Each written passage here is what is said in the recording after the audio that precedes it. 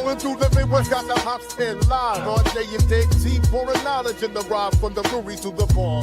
We bring the heat, crafting perfect brews to our cities on the beat. Spilling all the news, we keep it fresh and raw. Liquid golden hands, raise your glass for the law. Popping taps, sharing wisdom, we're the kings of the tape. Very simply say, there's no time to waste. Midwest vibes, we stay legit. For another round, let's never quit. Midwest vibes, we stay legit. For another round, let's never quit. What is up, everybody? Welcome back to another Midwest Beer Show here on June 6th. 6th. Yeah. Might have been a scary day back in the day at 66, but it's man, you got the extra 6 in there back then too. So maybe 6606 might have been a little scarier. Who knows? But anyway, we're here. We got beer. We're going to talk beer. We're going to share beer. And hopefully everybody has a good time. So great to see you again, my friend, coming off your birthday. It was his birthday. My last year in the 50s. Ooh, you climbed up to the top of that hill now. Yeah. Well, hopefully he's not all downhill now, right? Yeah, so I know. If I knew I was going to live this long, I would have taken better care of myself in the 20s. Yeah. So great that you had a good birthday. You had the anniversary and stuff too. So a lot of good stuff happening. So you were quite busy the last few weeks. Yeah, May's always a busy month here. Yeah. And so that's one of the reasons why we did push it back a little bit, but glad to be back here. We took a 3-week break there, but lots of good stuff happening. And can't believe we're right into June now. I know. It's going to be to half the year here. It's crazy. It's just flying through. It seemed like it was taking a slow start, and then it just started running. So yeah, like here it was just like cool, rainy, and then all of a sudden it's like boom, you're in the 80s. It's like all right, summer's here. Right. Yeah, it got too much in the 80s the other day. Like that humidity started to creep in a little bit. So we got it cooled down, I think, with some rain possibly tomorrow. But yeah, it's good though. It's good. It's time to get into the summer and enjoy those nice, refreshing beverages that are always good. So I'm going to actually start out here with one of the Mad Tree Galaxy Highs Imperial IPA, one of my favorites from them, 9.5%. Oh, nice. Highlights the Galaxy hop. It's a seasonal they bring out each year. So figured I'd start out with that one and ended up getting a 6-pack of these a few weeks ago and still need to knock them out. So, yeah. Well, since I know we're both Gen Xers here, I figured I'd have one that we both would appreciate. This is from Distill Brewery out of Normal, Illinois. This is done in collaboration with the family. This is Evil Knievel Imperial IPA. Oh, that's pretty slick. I like that. It's a pretty cool artwork with that can and stuff, too. Evil Knievel. They don't have stuff like that anymore. You don't see that. Well, I guess you could say unless you're watching Jackass or something, but I had this once before. It's pretty good. It's got like a QR code on there if you want to find out more about, like, I guess his legacy. But yeah, the artwork's pretty cool. It's got him on the bike getting ready to jump the fountains at Caesar's Palace or something like that back in the day. Yeah, he jumped a lot of things back in the day for sure. Broke a lot of bones too and other parts of the body. So speaking of parts of the body, you got your upcoming, hopefully end to end all your stuff with your elbow there soon. Yeah, that'll be the 23rd, go under the knife. So I talked to the doctor last week and he was like, nothing's helping. He's like, I'm going to put in for the surgery. He's like, it's a 25-minute procedure. He's like, I'm going to go in, I'm going to fix your tendon. And he's like, hopefully 8 to 12 weeks after that, you'll be good. He's like, it's a 75%, success ratio. And he's like, worst case, you're just going to be in the pain you are now. But I'm like, I'll roll the dice with 75%. There you go. Yeah. So at least you're getting somewhere now. So yeah. You were getting somewhere before, just not where you wanted to go. But hopefully now you're really getting somewhere that can get everything all done for you. Yeah. Well, how's that beer you're drinking?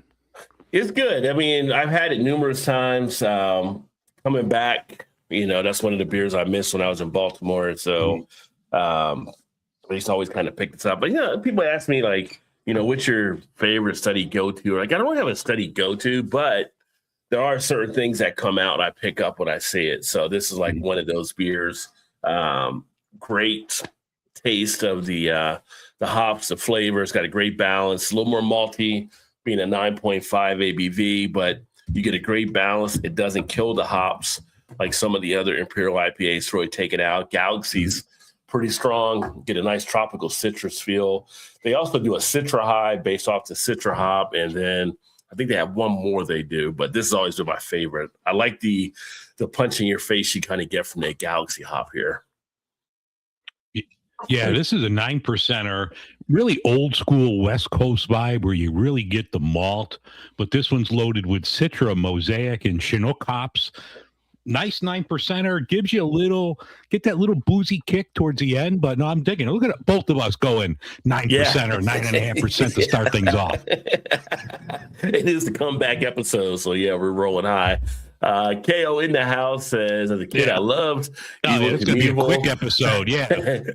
I'm sure not the only kid that built a few jumps in the day. Of course, you're not. Yeah. I mean, built the jumps and flipped a few bikes. And as Dave said, we're Gen Xers, so we didn't wear helmets. So it might have been what happened to some of my marbles, I guess, back then. But yeah, I know.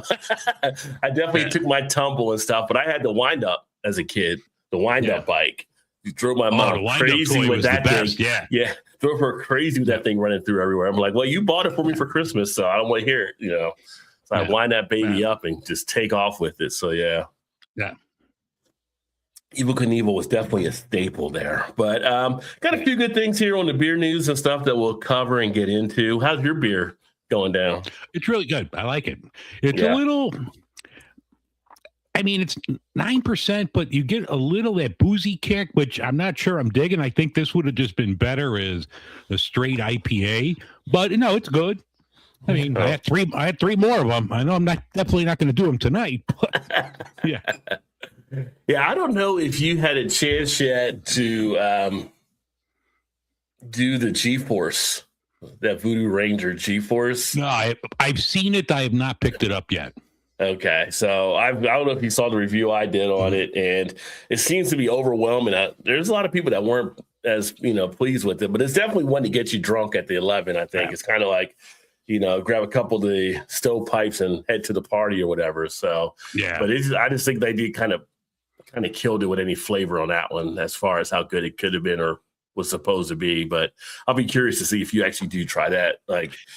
I don't know. It's just weird. Some of those, it's just almost like a craft version of a Four Loko or something. That's like, how boozy can you get? You're just going to sell, one can and be done. Like Goose Island has their Bear Hugs, I think it is. They've got their line, and they're all in the 9 to 11% range. I had one. It was like pineapple, and it was just, I don't know. It was almost like too boozy for me. It's like, it's not enjoyable. Yeah, if you just want to get drunk and get drunk fast, it does the job. Yeah. Was it like a syrupy mess on the one that you had there? Was it it was sweet, and it was too boozy. Okay. Yeah, I actually had the tropical one. Lag from you here. I don't know what's going on. I mean, everything seems to be moving with me fine on camera where I'm seeing. But but it was just for a bit there was like a lag. Technology, right? So I had the tropical beer hug, and that one I had a couple 2-3 years ago, and it was decent enough. But you start putting the flavors in, it can definitely take a change for sure. Yeah.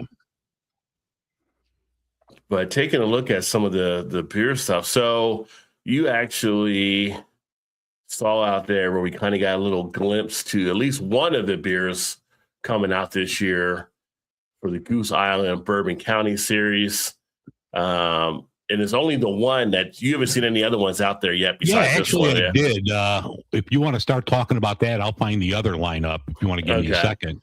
Yeah. So for this year, Goose Island revealed the 2026 tiramisu variant that's going to be coming out as part of the lineup. So, with Goose Island, You usually get 5 variants, and you get the one proprietor that you have to be in Chicago to get. So it's usually 6, I believe, they come out with each year. So this is going to be interesting to see how this one actually comes across. Matured in premium bourbon barrels, stout absorbed bold notes of vanilla, toasted oak, caramelized sugars, warm and whiskey character, then finished in rum barrels. So for those of you who watch the channel long enough, you know I am a fan of some of the rum barrelings. So that'll be kind of interesting to have that on there. And then hints of molasses, the dark sugar, subtle spice, a little tropical. So yeah. You can get so some far, coffee not sounding going in bad. there. I mean, that sounds pretty good. And I do have the other lineup here. Okay. So what they're going to have in 2026, they're going to have an oatmeal raisin. Now that sounds pretty good to me. That's one of my favorite cookies. It's an oatmeal stout aged in bourbon barrels with raisins, brown sugar, vanilla, and molasses. They're going to have a toasted one just made with Elijah Craig barrels. It's a rye stout. So that's going to be out. They have a toasted barrel blend. It's made with their friends at Virginia Distilling Company. So I'm assuming those are the barrels they're going to use for that. They're going to have an Angel's Envy. It's a barley wine. Excuse me. So that looks pretty cool. And they're going to have another one with Angel's Envy that's a cask. It's a barley wine that's going to be cask finished.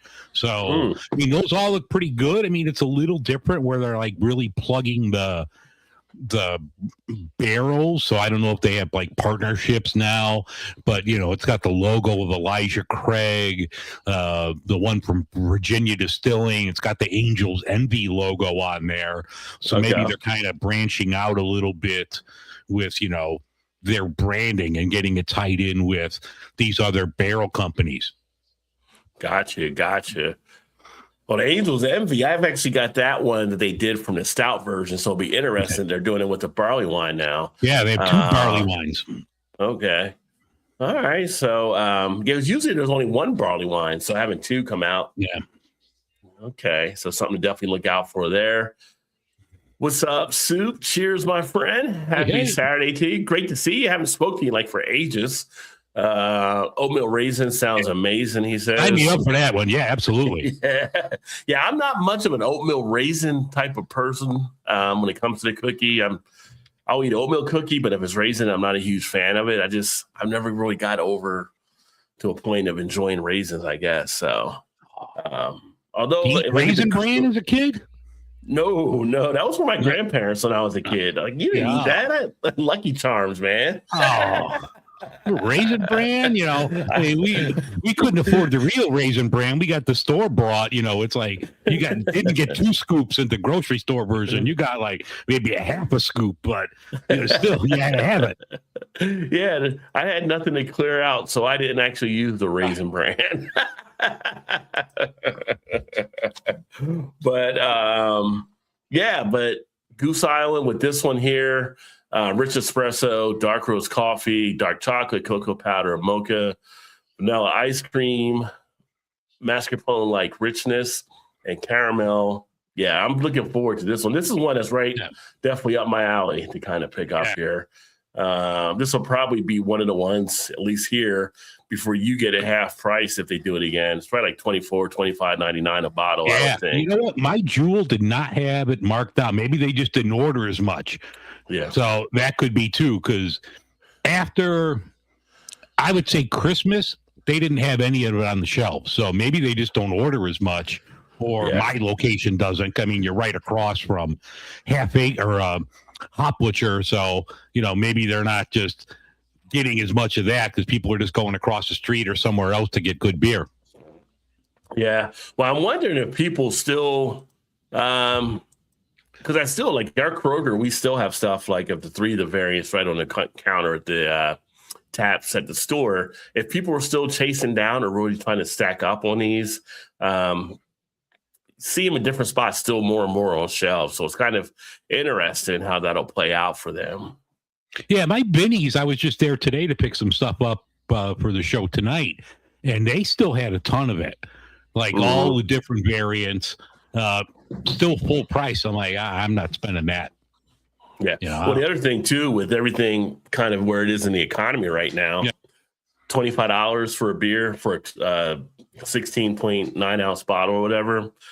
Well, you can get like, I don't know, a 30 you get some of those bear hugs. You can get a couple bear hugs. Yeah. Well, you get a 30 of hams and still keep some dollars in your pocket at that price. Yeah. So cheaper than gas. Yeah. So some people might not be reaching for it as much as what they would have done for in the past. But you would think, like you said, like some of these stores might start dropping their price. And I know I've seen when I go to Jersey, they drop it down because it's pretty competitive. And the stores I've done in the past, they usually will have other stuff that people are grabbing, from some of the local type things. So I don't know. We'll see. Yeah. But I haven't seen anything. I've never really seen them drop them in Cincinnati. I never seen the price really drop here. Usually they kind of keep it where it's at. Now you end up getting rid of them usually at some point, unless the distributor takes them back. So, but something to keep an eye out for when that actually comes out. And then we got the stuff going on with our friends, the Kelsey brothers, I guess you can say. So apparently they are looking to Apple the garage beer. Interesting. Is Apple going to be a new flavor that everybody's going after now? We've had it with Keystone. We've had it with Busch. Now garage beer is getting into the act. Could this be the year of the Apple in 2026 in beer? Yeah, it started with that Red's Apple Ale, which is, I had like an Imperial of that. That was brutal. That was fucking horrible. But, we'll see. I just had, my show last week. This guy, it's a new brewing company called American. And, I talked to him. Really cool interview. I mean, great guy. And, I received the beer after I talked to him. So I cracked it open and I got to do a video for it. But like the beer I noticed apple notes in that as well. This is, set up to be like a garage beer, a Montucky cold snacks, kind of in that line. But this had a little oak flavor to it and a little apple. So I thought that was interesting. And that was pretty solid. So okay. I don't know. Maybe Apple's the new thing. Maybe they're going to kick pickles to the curb, and Apple's going to be the next big thing. Yeah, but I remember when Apple was considered to be like an off flavor too. Yeah, so now exactly. it's embraced. But comparing here to Bapple, which is the Busch, and the Capel, which is the Keystone. Speaking of Keystone, in the house, Bumwine Bob. Cheers, my friend. Great to see. There he is. That's my brother. Yeah. He's waiting for the Keystone Ice to come back. So he's pumped up after we talked about that last show. Yeah, Bumwine. Did you get American yet by you, Bumwine? Because that was pretty solid. Sue says, I heard the Busch Apple was good, but can't find it around here. I will say people do seem to like the Busch Apple. I haven't seen much on the Keystone one, but I haven't picked up the Busch Apple to try it myself because usually you have to buy a bunch of it. I just want the one can experience to see what it tastes like. So the same thing with like that PBR pickle. Like I can't commit to a 6-pack. If it was a single, I would try it. Yeah. Now the PBR pickle, I actually do have that broken out in my Kroger with singles, but there wasn't really a good selection when I went last time to fill up my 6-pack. However, if I go tomorrow to Kroger and they have that, and maybe they have the Keystone Apple and they have the Busch Apple, I can put all three and just get 3 other good beers to offset it. Yeah. I say good beers. I shouldn't say they were bad. It's just, I'll get 3 other beers, but most likely they'll be good beers. Just got to make my own 6-pack so I can actually try those ones. He's waiting for the Keystone Ice. Had Keystone Light Apple earlier today. Got a Busch Light Apple now and had a Natty Ice 40 in between. It is the weekend. Yeah. I just feel like Bob's liver is like playing Hang On, Snoopy. Yeah. Hang on. You're just sitting there looking up at him. Yeah. It's got to be like a Buckeye liver, probably playing that song over and over again. So, but it'll be interesting here to see. Garage, they had the base version, they had the lime version they went with, which both of them, when they first came out under Braxton, kind of had that out there too, but then now they're going to go Apple. So this is something totally new. looking at a 4% ABV, so nice, light, crisp, 95 calories per serving of a 12-ounce can. So could be definitely for the lighter folks, only 3 grams of carbs. Oh, And, wait, I didn't see this here.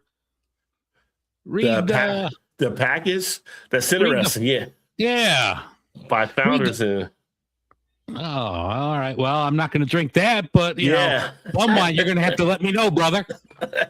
Why are they going to? I mean, they've got the production for the other stuff. I don't know why they're going to founders for that, but yeah.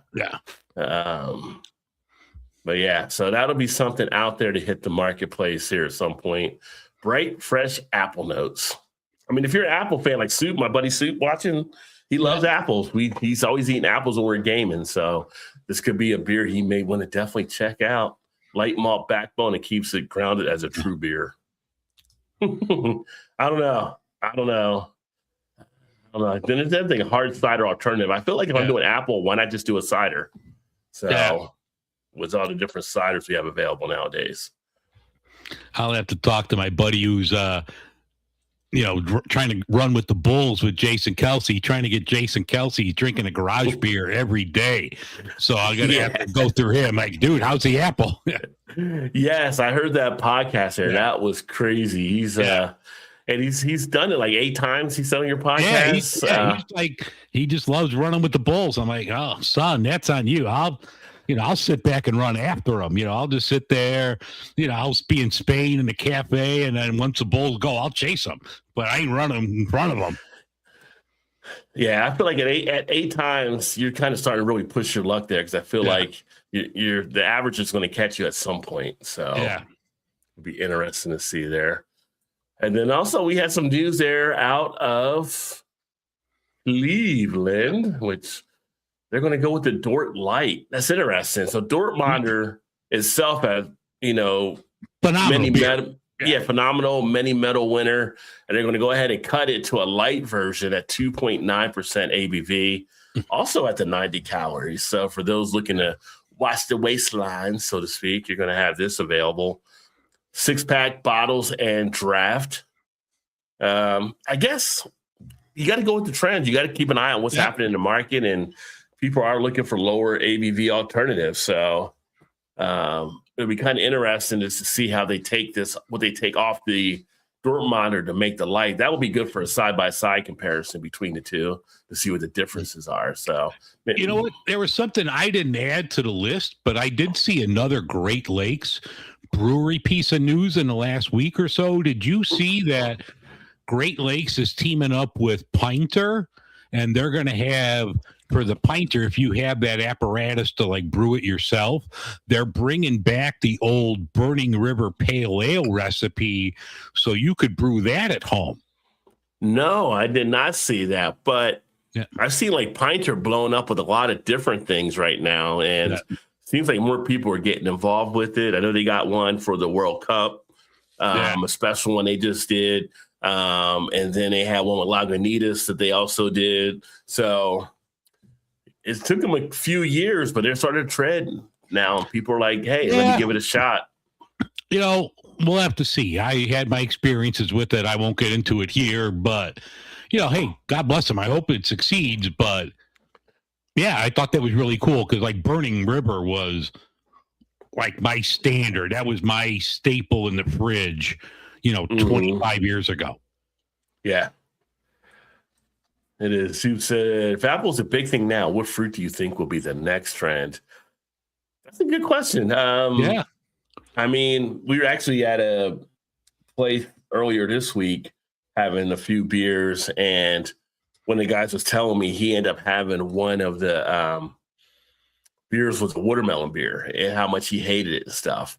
And watermelon is a tricky one because you have to put so much in to get the flavor out of it. Yeah. So the one he had there probably wasn't as good, although the High Hell watermelon from 21st Amendment will be back out here shortly. I think it already started hitting shelves since now they're back up after being taken over. But yeah, I don't know what kind of, I mean, mango's always kind of popular, more with the IPAs, I think. A lot of people try to get that mango tone out. I've had some really good mango sours. Yeah, it's the sours, blueberry. I've had that director blueberry sour that was really good. Yeah, watermelon's always tricky because it either tastes like real or it's got that like Jolly Rancher fake watermelon taste. Right. And like I like the real watermelon. There's been some that use like real watermelon puree, and I think those taste really good and refreshing, but it's hard to strike that balance because some of them are just like, this is like candy. I don't want this. Yeah, Ballast Point had a decent one. Yeah. And then the 21st Amendment I thought was a decent one, but then some are definitely a little bit more artificial on flavor. Yeah. Interestingly, I just did a beer review I'll be sharing upcoming, and it was a beer done with grapes, which is interesting. Like the grape, I mean, you think the grapes, you think of the wine, and you get kind of a wine type feel that comes through it, but you know, you don't have a lot of people doing stuff with grapes, so it's kind of a bold challenge that he actually kind of went after something like that, because I guess they could be tricky too. Yeah, if Bum Wine, if you're still on, and I'm sure you tried that Bush Light Peach, because I like peach in beer, like peach and apricot are always like a solid, like summer refreshing beer. Mm-hmm. Yeah. Yeah, I had some stuff with peach as well. Again, more to, like I think you said, the sour, definitely in the sour type feel. Candy watermelon or it's always like the natural flavor. Nobody really knows how to define the natural flavor. Yeah. That's like an out for a lot of the breweries where you see made with natural flavor. But I know with Ballast Point and 21st, they had actually done it with actual fruit or the fruit puree. It wasn't like artificial in theirs. Well, Ballast Point, wasn't that like an Imperial? Wasn't it like their Dorado, if I remember right? And that was like Imperial, and that was pretty solid. Yeah, but that was pretty solid. Like a 9-10%er. And I'm like, oh, that'll get you going. Every time. Yeah. So you guess it, candy flavor and stuff awful sometimes. Yeah, it can definitely be awful with the candy flavor and type things that actually take place there. So, you know, a Bum Wine says, I never had the Bush Light Peach, but I'm curious to see which one they go with next out of the orange, lemon, and peach after the apple. Yeah. Yeah, you would think lemon could be something. People love the shandies with lemon, so you would think that might be a fruit to take a look at as well. Let's see here. Then we also had a change where one of the craft breweries was once sold to Tilray, and Tilray gave it back, basically. So just when I thought it was out, they pulled me back in. Yeah. So Atwater, which I've been a fan of Atwater and their beers out of Michigan, actually met a couple of their folks in the past up there in the Detroit area, but Mark Reith has reacquired them from Tilray Brands. So they're going to be back under their ownership there, putting out different beers, I guess. He initially sold them back in 2020 and 2023. The brand was acquired by Tilray. 2020 went to Molson Coors, and now we are 2026, and it's going back to him here. So it'll be interesting to see what they're going to do with that brewery, but they had some pretty decent ones. I'm not sure if you've had any of the Atwater. You probably have because you're right there. But yeah, I mean, it's not distributed here. The name sounds familiar, and I think in my Michigan travels I had it, but like nothing stands out to me like I remember it. But I'm sure I did. But it's just funny. Like I'm sure he's reacquired it for a lot less than what he sold it for. So good for him. Yeah, probably part of there too. Yeah. And it says since he sold that, he had launched another beverage thing, full beverages, focused on locally produced non-alcoholic beverages. I don't know if he's still doing that or not, and he kind of bringing this back. He also acquired Velvet Peanut Butter. nearly century-old peanut butter company founded in Detroit. So maybe he'll come back with a peanut butter beer here now since he has that too. So Velvet peanut butter stout. Yeah, there you go. But as we see, or we were seeing a lot of these big brother type breweries acquiring smaller breweries. Now we're seeing some of the smaller breweries get back. So kind of interesting. Let's see, how's your beer going now? Did you finish that one already? I'm almost done with it, so I'm about to grab another one in a second. Yeah, mine is going through real nice. Yeah. Let's see here. And for anybody out there looking for a job move, I've got a job you might be interested in too. Which never knew this was a job, but you learn something new every day. Sure, people have heard of the group Iron Maiden, right? So, if you know Iron Maiden, you know beer, then you know Trooper. But they are actually in the process for some lucky people here in the States to become a beer roadie on their U.S. tour. A beer roadie, basically running the beer, make sure the beer is stocked, getting all the beer and stuff like that. So Lagunitas, which makes the signature lines, offering fans chance at an all expense paid but limited time job with the U.S. leg of the Run for Your Lives tour starting September 5th. So if you got some PTO, you want to take some time off, hit the road a little bit, hang out with Iron Maiden, keep the stock with beer. I'm sure you'll have enough to enjoy yourself. Might be a little vacation, and they're paying you to do it. Yeah. I mean, and the lead singer is a 747 pilot, so he flies the plane, and I've seen the plane at O'Hare, and it is awesome. It's got like Eddie, their mascot, on the tail, Iron Maiden. It's like, just your old 747. And I saw it at the time. I was working in our control tower, and you just see this bad boy going down the runway. I'm like, holy shit, that's like Iron Maiden's plane. It was so awesome. I bet it was definitely a sight to see. Did they have like the logo and stuff on the side of the plane and everything? Like Iron Maiden, it's got Eddie on a tail. I'm like, this is so flippin' cool.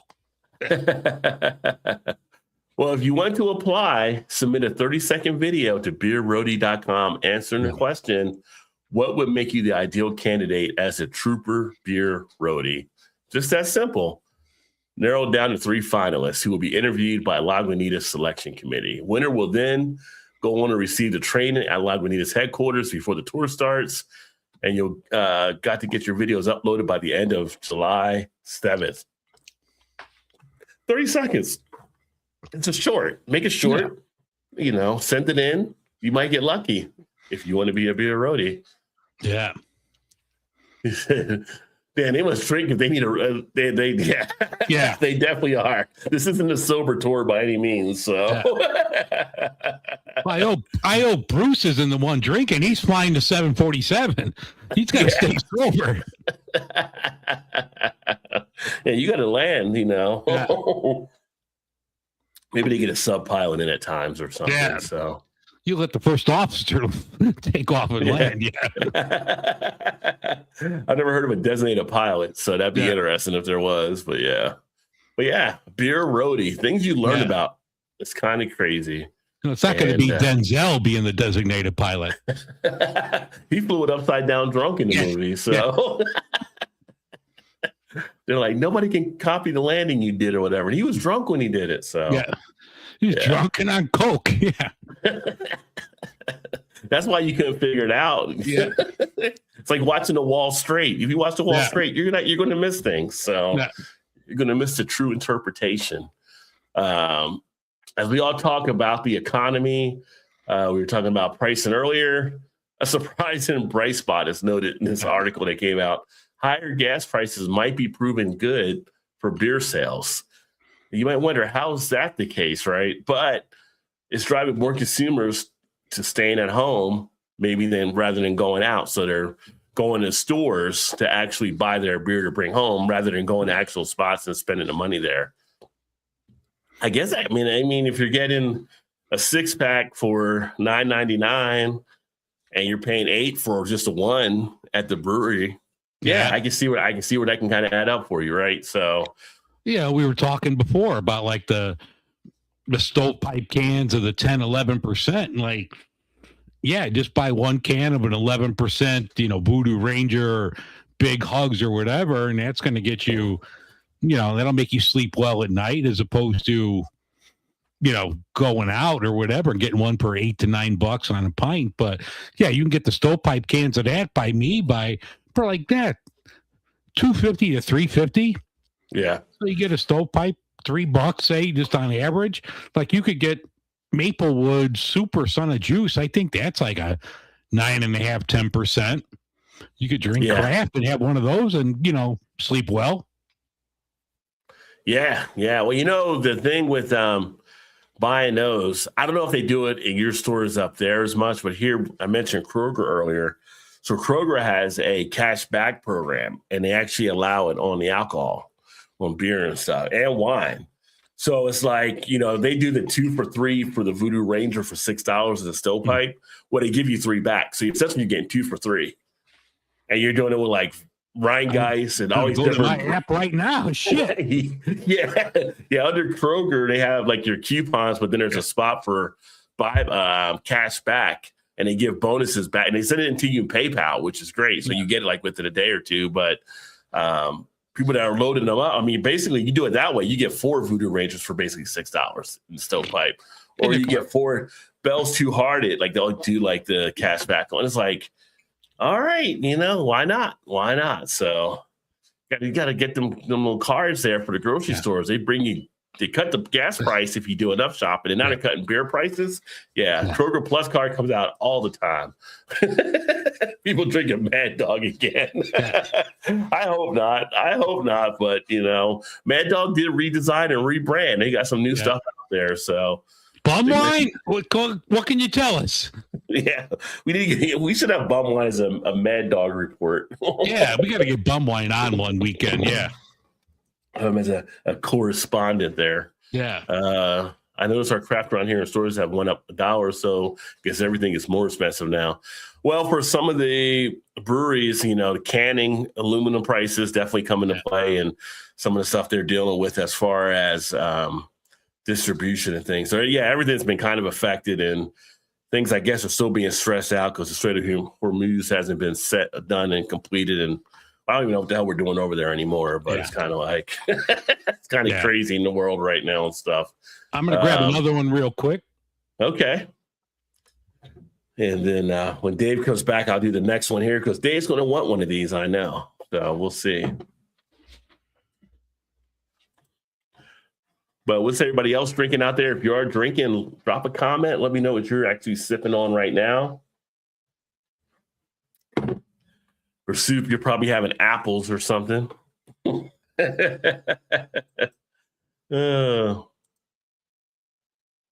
see here. Shout out to my Mountaineers, WVU, on to the Super Regional for the first time in history, which is awesome. Knocked off Cal Poly today. So shout out to the Mountaineers. And now going on to the next part of the College World Series.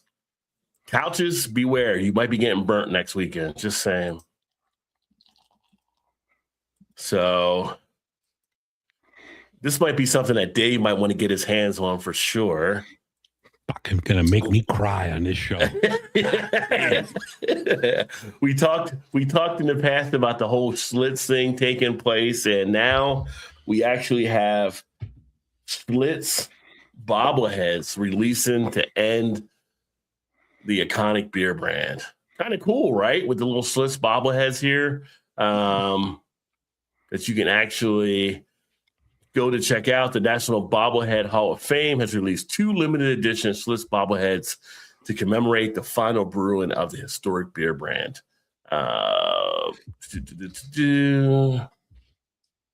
Let's see here. National Bobblehead Hall of Fame online stores where you can actually check it out.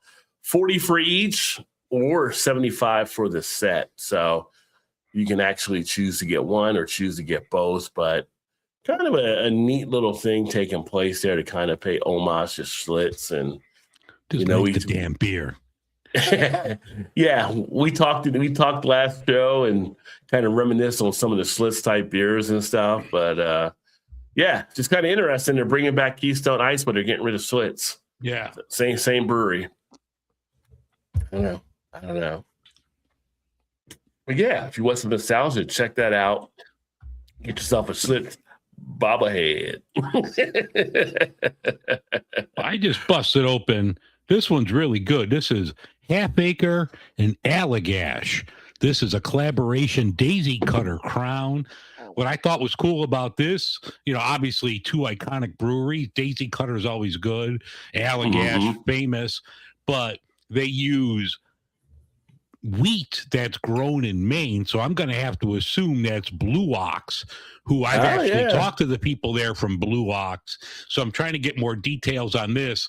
They're going to have Half Acre next Saturday, a festival. Last year, their collaboration with the Daisy Cutter Crown was with Firestone Walker. This year's with Allagash. So the Allagash people are going to be in town next weekend at Half Acre. Always a cool time. You can go there. They have all sorts of stuff. You can get a flash tattoo if you want a Half Acre tattoo. You could go get one there. So that's pretty cool. I'm going to try to hit that up next Saturday, but it's a good beer. It's an IPA, but I like the craft malt aspect of it. It's really tasty. Nice. Yeah, they like that. I've had the Daisy Cutter before, which is really solid. It was funny when I got Daisy Cutter, I got it in New Jersey because they didn't have it in Ohio, even though it's basically next to Illinois. Yeah, but that's distribution for you. Yeah, and you mentioned Firestone, which reminds me, shout out to them. They just had their Firestone Invitational. Yeah, last weekend. A lot of good video stuff I saw out of it. I saw that Darwin was there from Darwin's Beer Reviews. I know Mike versus Beer. He was there. Had some really good footage on his stuff. And I think American Blonde Ale was there. Yeah, a lot of people were there. I wanted to go, but it was like my birthday weekend. So I'm thinking that's like my goal for next year. If it's going to be the same weekend, the next weekend will be my 60th. Good time to go. Yeah. I would have loved to have got out there, and I was like running around doing some other stuff, but saw some of the footage out there, and it was like really good, well put together event. A lot of great breweries from not just here, but around the world that were actually a part too. So definitely put that on the list to try to get to. Soup drinking the hard stuff. Got the mug root beer. No. He's keeping it down low right now. You got to watch what he drinks there. So I do like some mug root beer though. Yeah. Ryan is in house. Ryan, I thought you were going to be at the Jungle Gyms today, but he's got back for them. Oh, Missing Link was today at Urban Artifact. I forgot about that. And he's now drinking Esther's Little Secret. That's actually from Warped Wing, caramel pecan doppelbock. Yeah. Very nice. Very nice. So it's pecan, not pecan? I said pecan. I go both ways. I grew up in New Jersey where it was pecan because we try to speak proper English. And I went to school in West Virginia and got out of Kentucky and became pecan. So if it's fluent both ways.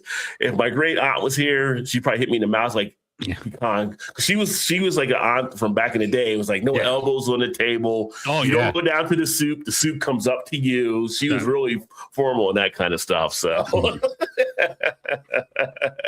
but yeah, pecan, not something you can look at pecan. I know some of the Southern people kind of say that stuff too. But yeah, but that does sound. I don't know if I did. I don't think I did the Esther's Little Secret yet. But all right. Zombie Dust, Die Hard. All right, Greg. Yeah, can't go wrong with that. It's just like Zombie Dust, though. We talk about this from time to time. It's not one that people had down here. It used to be once Zombie Dust came in, you were wiped out. Yeah. Like, so you get a call, hey, they got Zombie Dust and so, and everybody's like there just buying it out, or they're limiting how many you can buy. Now that's another one that kind of sits on shelves, but still a great. Now it's a Costco. Yeah, but still one of the best pale ales out there. Oh yeah. Ryan says, I want that beer. Dave just heard about it yesterday. It's pretty There good. you go. That's Ryan, pretty we good. can talk. If you don't get Yeah. it by you, Ryan, we can talk. I can pick some up. So really good. Crush, Simcoe, Amarillo, and Tangier hops, 6.7%. I mean, it's solid. It's a solid IPA. So definitely, yeah, we'll talk after this, Ryan, or Instagram, whatever. But yeah, I know I still owe you guys some stickers and shit that I totally forgot about that, and that's on me. But yeah, we'll get together. I'll get you some stuff. There you go. And true, Greg, it is hard to find sometimes because it does sit up there on some of the shelves. So Yeah. always kind of pull it up to check the bottle. And I'm trying to think with Three Floyds. I'm trying to remember if they do put their dates on stuff, though, because they might be one of the breweries that doesn't usually date their stuff, which is a crime nowadays, how people get away with that. Yeah. I thought I had like one left. I think they do. I think it's on the bottles. Okay. Like because the last time I bought the Zombie Dust, it was in bottles at Costco, and it was like $30 a case. Yes, I'll take that, son. But I thought it was like how they sometimes on the bottles you get that little fine yellow print. Yellow, yeah. Yeah, I thought it was on there, but I'm not sure. Like you were talking Kroger; they own our Mariano's here, and it's on the bottom of the cans because I always get the Zombie Ice in the stovepipes there. Yeah. Let's see. Yeah, I couldn't remember if they were one of the ones that did or didn't offhand. I like their Dreadnought. Their Dreadnought's one of my favorite ones, though. Yeah. That's one I really enjoy. And then, of course, Robert the Bruce is top notch for a Scotch ale. Both ways just depends on what you're talking about. Yeah. All right. So Three Floyds has some deluxe lagers I like to try, regular and lime. Yeah, I think our Kroger has that, Ryan, as well, because Ryan's here with me. So yeah, the regular is good. I haven't tried the lime. Yeah. And they're pretty consistent with the dates now. 12. Okay, excellent. 12 pack in the cans now. Okay. And I wish I could still get Pipeworks in Ohio. We get Pipeworks all over here. Like our Trader Joe's, Pipeworks must be like in cahoots with Trader Joe's because my Trader Joe's has everything. But even my Binnies today had a ton of Pipeworks, and even like my White Whale, one of my favorite beers of all time, is Pipeworks Imperial End of Days. Oh my God, barrel aged stout, and it's got like some chilies in it at the end. Holy shit, is that good? Chili's baby back. Yeah. Yeah. I don't know why, whenever I hear chili, it just makes me think of that for whatever reason still. That was the marketing did to us back in the day. Yeah. Get stuff stuck in our head. Interesting thing here. Do you think you would try a beer No. that came? No. You don't think you would get mummified? No. Mummified yeast? No. I haven't even got it out yet, and Dave's just like, no. No. So scientists are going to brew a beer with a yeast from a mummified remains they just located in the frozen Alps of northern Italy. They've actually already done it with sourdough bread, and they said the sourdough bread turned out to be pretty good. So they're going to try doing it with beer. This is from who they're calling Otzi the Iceman. I may have pronounced that O wrong because it's got the 2 dots on it. But anyway, they say he was shot in the back with an arrow before his body froze in ice. Predicted to have been in his 40s when he died 5,300 years ago. No.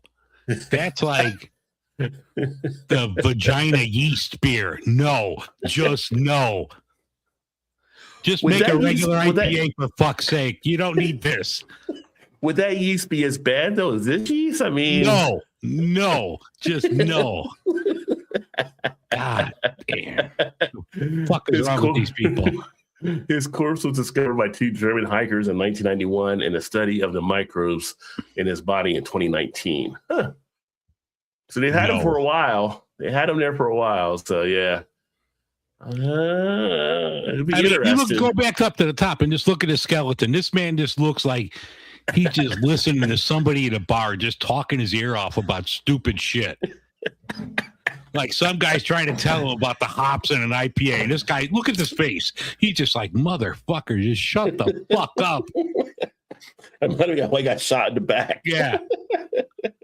It's like, oh, that guy you pissed off. He's like one of our king warriors or something. Yeah. Well, it's an interesting call to do something like that for sure. Craft beer sometimes knows no bounds. So no sense.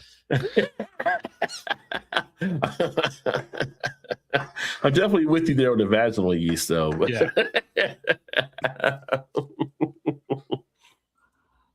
He said, one of my favorites is the one collaboration between Three Floyds and Pipeworks. Zombie versus Unicorn. Yeah, was definitely a good one.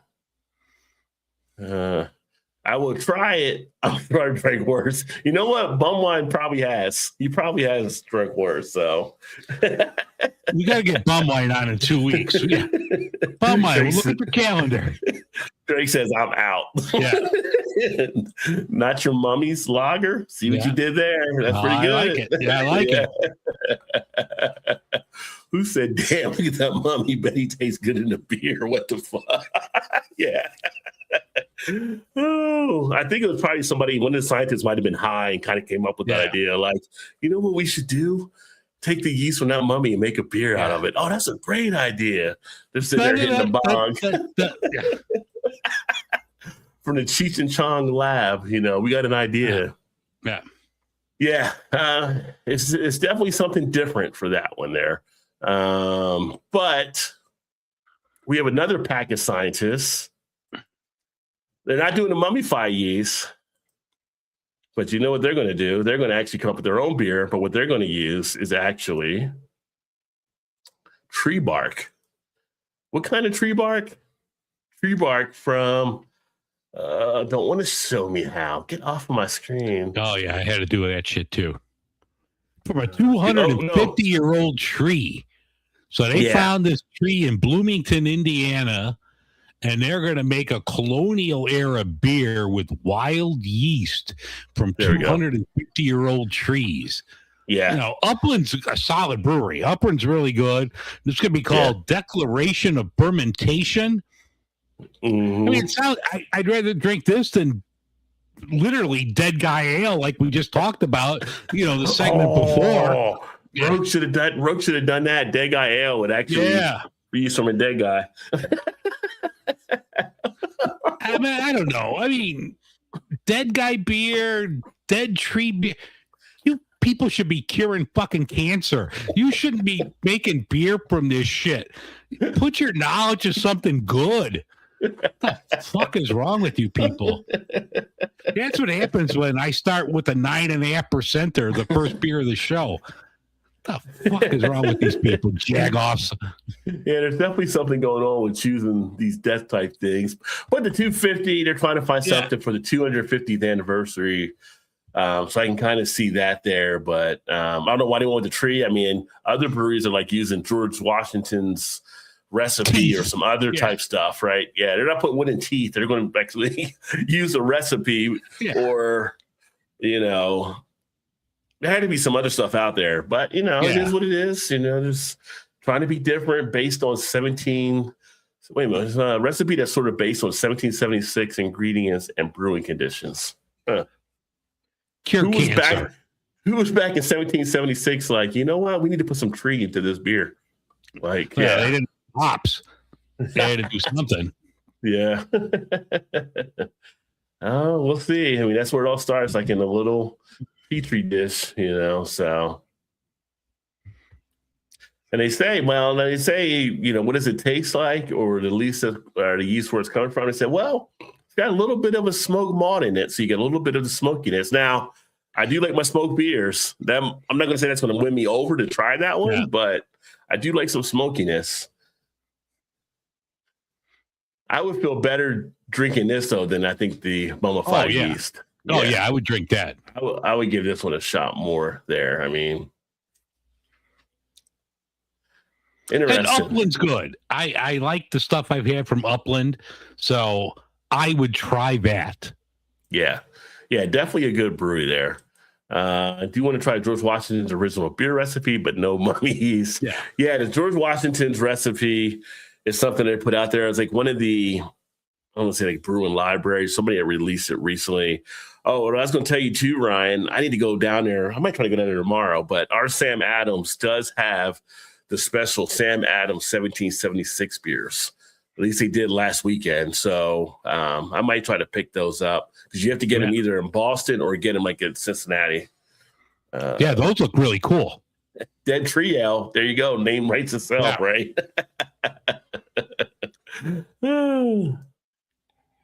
Give me some bark bach.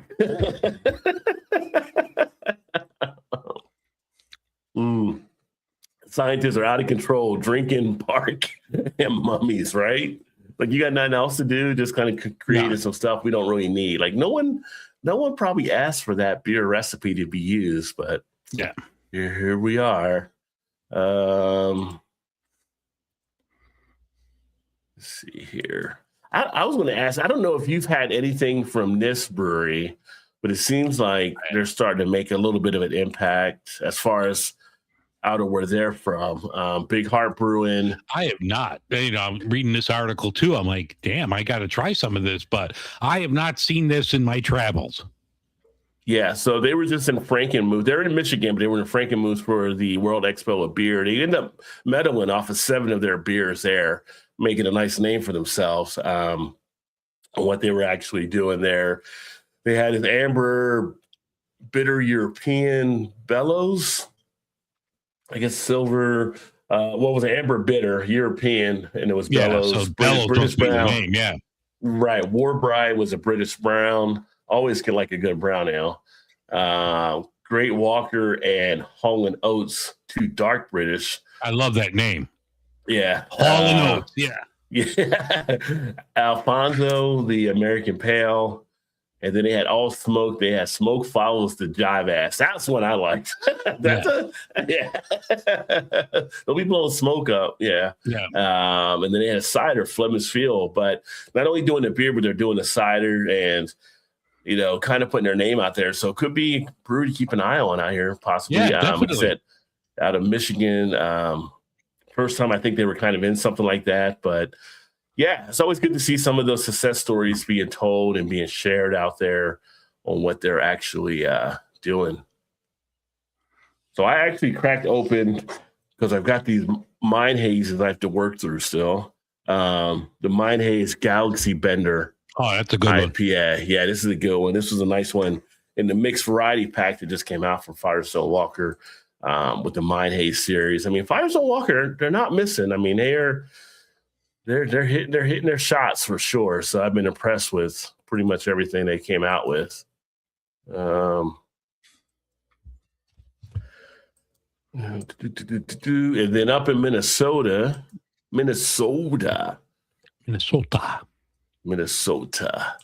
they are finding ways now to climate-proof their beer.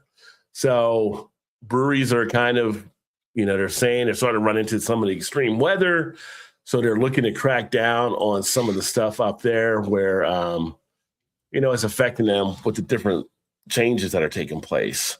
So they're being kind of precautious out there, kind of setting up some stuff. And, people, I think, sometimes don't realize how much the weather can affect some of the things that are taking place with, we're going through right now a lot of, you're getting in Illinois, I think, too, like a lot of storm stuff rolling through, but you're getting a lot of the rain and stuff, and you get the flooding. And then if you're on hills and stuff, you get the mudslides, and then you start going to the drought season. So there's no hills in Illinois. We're flat. You have no hills in Illinois.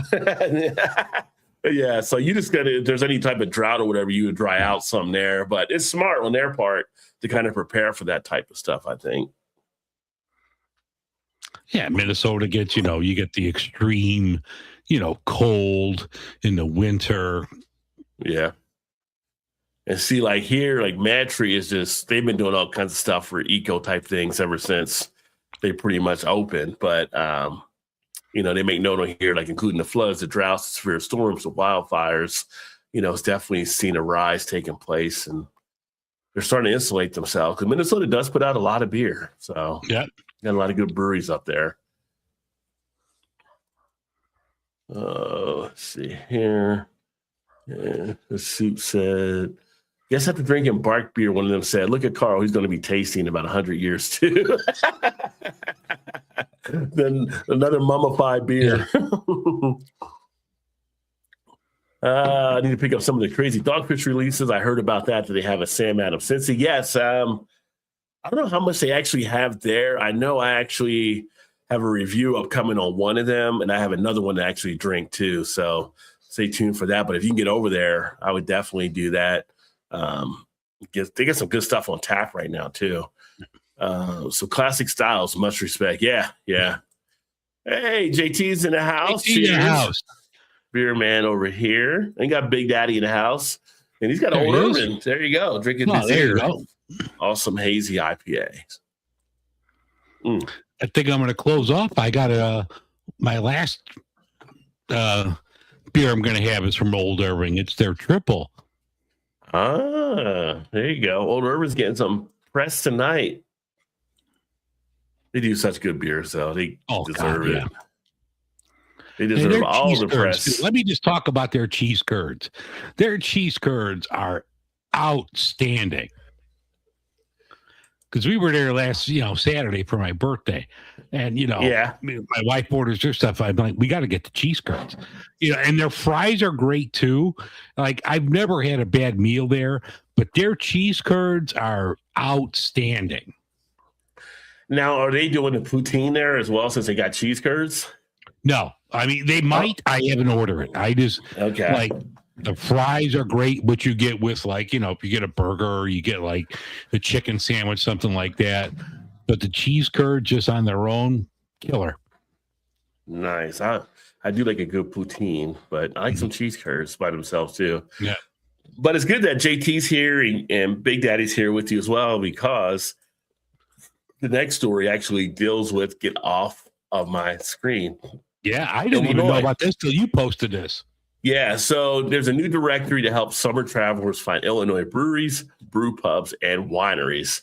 So if you haven't seen us out here, go to this strawlocal.com was the website I saw this on, because now they were blocking it to log in and continue reading and stuff. But there is a new thing there where you can actually get connected and be able to see the different thing. I guess I could listen to the video. I could listen to this if we would have played this. I've got an ad blocker on. So, this is from the government that, let the bears move. But no, these businesses not only create jobs, but serve as gathering places where communities come together to celebrate and connect. This is what the Illinois Liquor Commission said in a release. So, I mean, it'll give you all like the breweries, brew pubs, distilleries, and wineries on this app and website. Or you could just ask one of us. Ask JT. Ask me. Ask any of our great people here from Illinois. And we'll just tell you the places to go. But you could also go to this app. Yeah. They might have a few surprise type stuff on there. I don't know. Daddy's going to let you know where to go. We're not going to steer you wrong. Not at all. Definitely. No. Yeah. So that was kind of interesting to see. I mean, helps tourism, right? Put some stuff out there, get people in there. So good job on their part, so to speak. And then Boulevard Brewing, which we all know Boulevard down in Missouri or Mizzou. They have a new beer hall yard, and they're actually cracking open a new limited release soccer IPA. I wonder why. It is World Cup time, right? Starting this Friday. So they're going to have a new one coming out for that. And that is going to be here. The Space Camper Star Striker is the name of that one there. Boulevard would be kind of a cool brewery to visit at some point, I think. Yeah. But if you get down to that area, you definitely have the right here, the new beer hall and stuff that's going up, or it's actually up now, I guess you can say.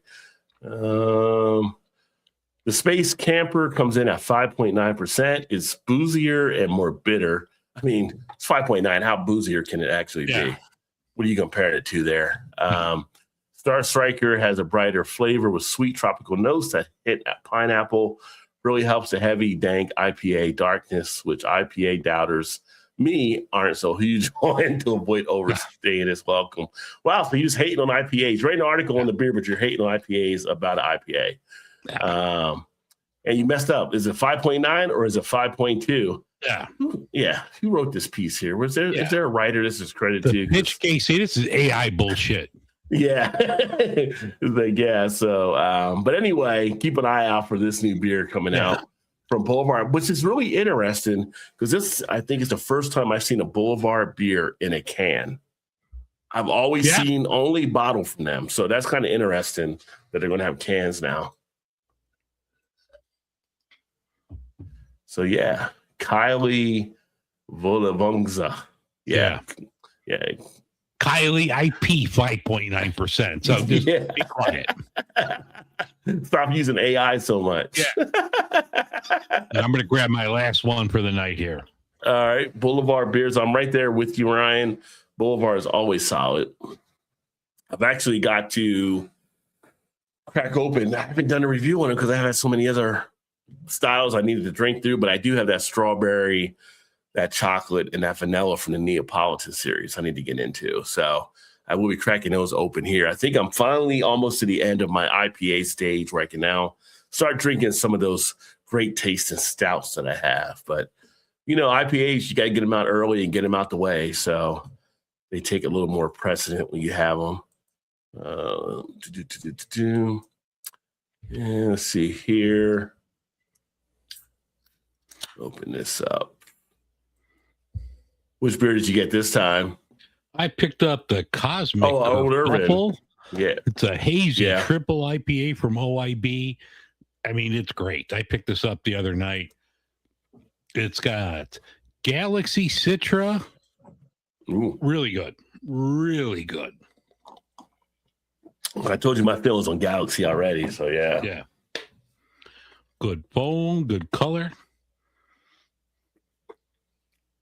Oh, yeah, I didn't mention this Firestone Galaxy Bender was an 8.5 ABV, for anybody wondering. Yeah. I think I put that review up on the channel already. Stop drinking those cheap beers from Kroger and get into your backlog. I don't have really that many cheap beers. You know what it is? It's them. They keep sending me stuff, and it's like, I appreciate it. I love it. They've been a great sponsor on the channel. But I'm like, I can't get to all the others. I got this, and I got some of the stuff from Sam. So they don't love me trying anymore. to work through. No, they do. That's what they do. Although I didn't get that P Frill though either. So honestly, I've got so many beers here. I'm like, I don't really need anything else right now. My Untapped had to count. My Untapped says I have 203 beers on hand. Mind you, Untapped only tells you one thing for your beer. So if you have one beer and you have a 6-pack of it, Untapped only counts it as one. So I have 203 named beers. I have some that are 3 or 4. The Rod J Festival. I need to have one. I just need to clear out the beer fridge and let's start over J party. Festival. I'll bring over like the sausages and meat from Chicago.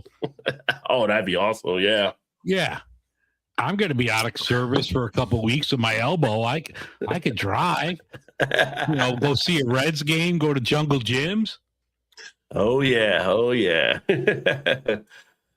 Susan had a Dogfish IPA a couple weeks ago. It wasn't too bad. No, Dogfish had IPAs pretty good. Yeah. Even like the regular 60, that's a fantastic beer. Yeah, I don't know if you had 60 to 90. If you have to 120, you might want to sit down for a little bit, but yeah. If you only know a couple of guys that live by and help you out, I do for sure. Yeah. I should do something, do a poker game and just come over and drink beers and play poker or something. I got the thing of chips right here. There you go. I got a beer in front chip right now as my card holder.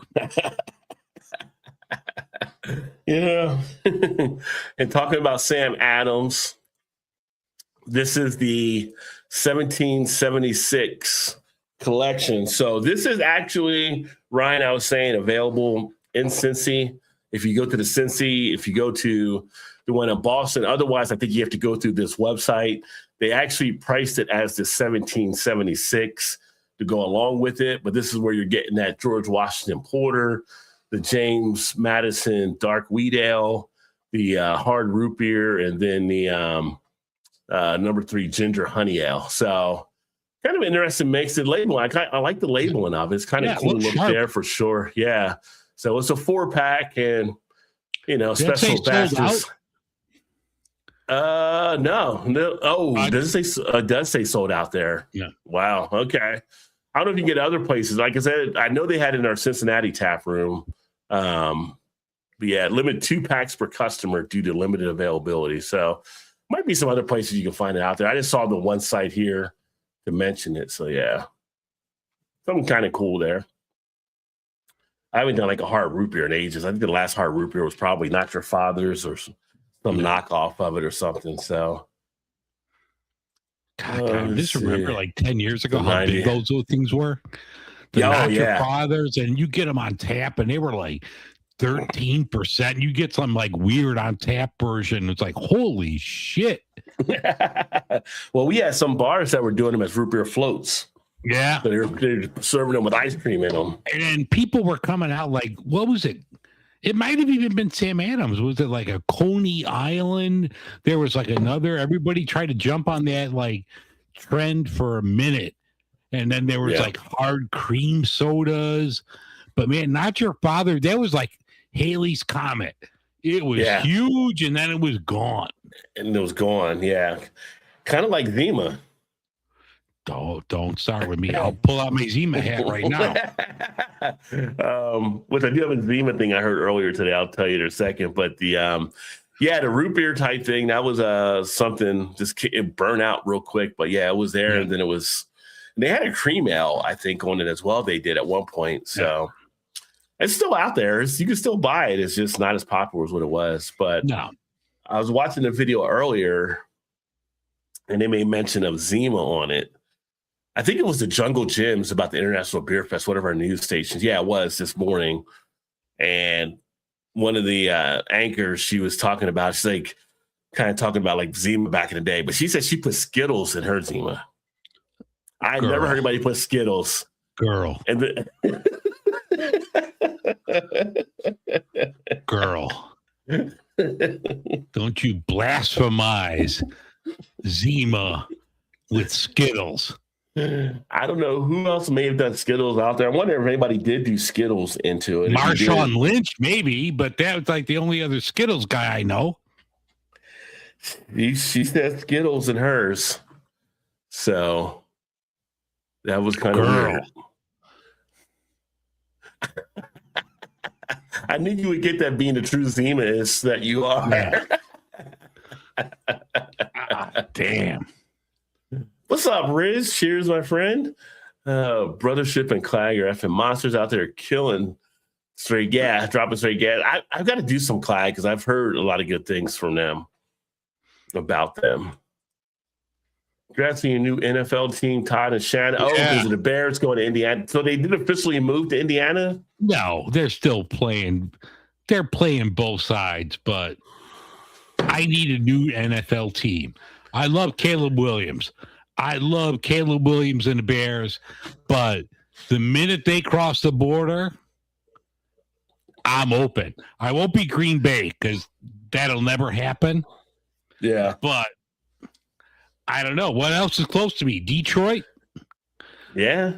Detroit, you're going to be a Detroit fan? That seems sacrilege if you're in Illinois, though. Yeah. I might have to go Kansas City. Yeah. God damn. It's kind of dirty on their part, too. I mean, all the Chicago fans have hung in for the Bears through all these years, and they finally get down and get things rolling, and they leave the fans. You know, and it's not that far away. Yeah. But I'm not going. It's all about the dollars.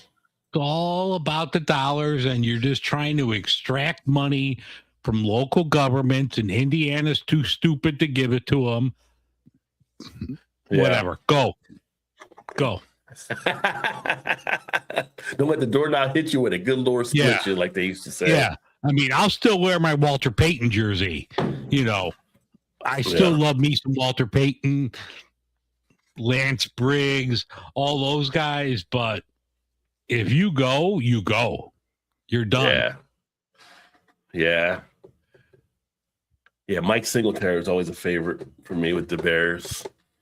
I helped Mike Singletary a few weeks ago. He Did was you trying to really? get through. Yeah, he was trying to get through, and with my light duty, and I saw him. I'm like, Mr. Singletary, come on through here, my man. And I asked like the girl where I worked. I'm like, hey, can you help out? Legendary Chicago Bears. She's like, yeah. So I cut him through the lines and got him through. He was trying to catch like a last minute flight. So he was like, man, God bless you, brother. He was like, yeah, thank you for helping me out. I'm like, hey, old school Bears fan, Yeah. Look out. Yeah. Look out. So look at this. Dave is lead blocking for Mike Singletary, getting him through the line. Yeah. I'll get you through. Big Daddy had that triple last week. The Cosmic Triple said it was awesome. Yeah. Never heard someone do a Skittles. I didn't either, but she said Skittles. Maybe she knows what she was talking about, but she said Skittles, and she said it more than once when she did it. So I'm gonna have to look. You're gonna have to send me that link.